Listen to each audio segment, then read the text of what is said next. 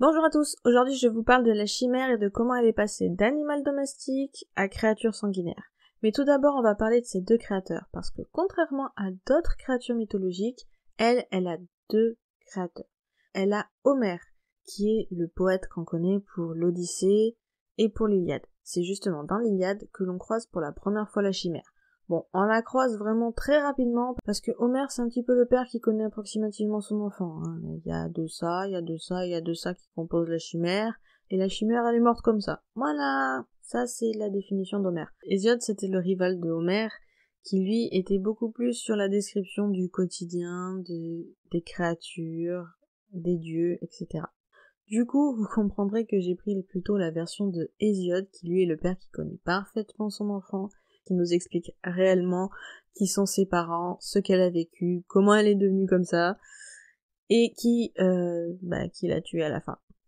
C'est donc cette version que j'ai pris pour vous parler de la chimère et pour créer ma peinture à l'encre. Je vous rappelle que le matériel que j'ai utilisé est dans la description avec mes liens vers mes réseaux et vers ma boutique en ligne où vous pourrez mieux voir l'œuvre finie. Je vous laisse donc découvrir comment la chimère est devenue cette créature terrifiante. Donc selon Hésiode, la chimère est la fille de Typhon, le titan des vents forts et des tempêtes, un humanoïde ailé avec des jambes et des mains en serpent, et d'Ecnida, une femme serpent.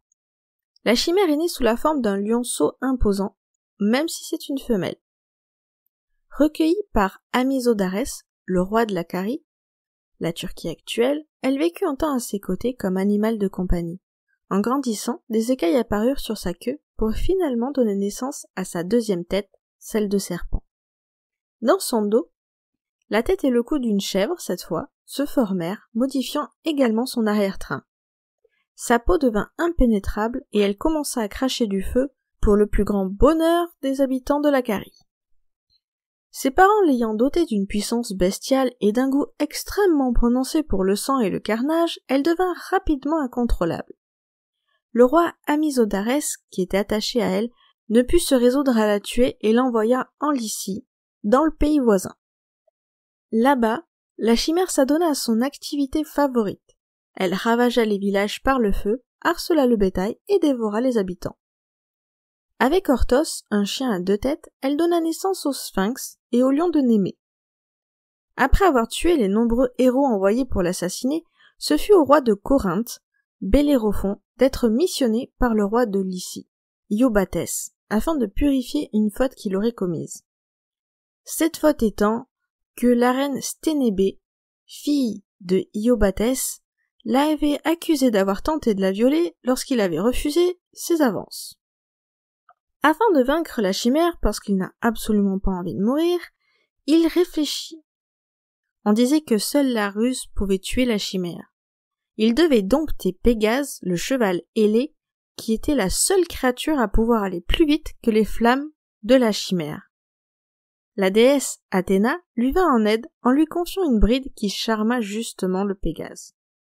Bellérophon put alors se lancer à la chasse de la chimère après avoir habilement placé du plomb sur le bout de ses flèches et de sa lance. Durant ce combat légendaire, les flèches de Bellérophon fondirent et recouvrirent la peau impénétrable de la chimère, la brûlant. Le coup de grâce lui fut donné lorsqu'il planta sa lance dans l'une des gueules de celle-ci, qui, en crachant du feu, la fondit. Le plomb se répandit alors dans ses organes vitaux et la tua en refroidissant, se resolidifiant. Il y en a qui pensent que les animaux composant la chimère représentent en fait les trois espèces qui peuplaient une montagne en Lyrie. En bas, il y avait les serpents, au milieu, il y avait les chèvres, et en haut, il y avait les lions. Après, il y a plein d'autres théories, mais j'avoue que celle-là, c'était la moins farfelue. Bon, j'espère que l'histoire de la chimère vous a plu. Pour ceux qui sont intéressés, vous retrouverez le matériel utilisé pour la création de la peinture à l'encre en description.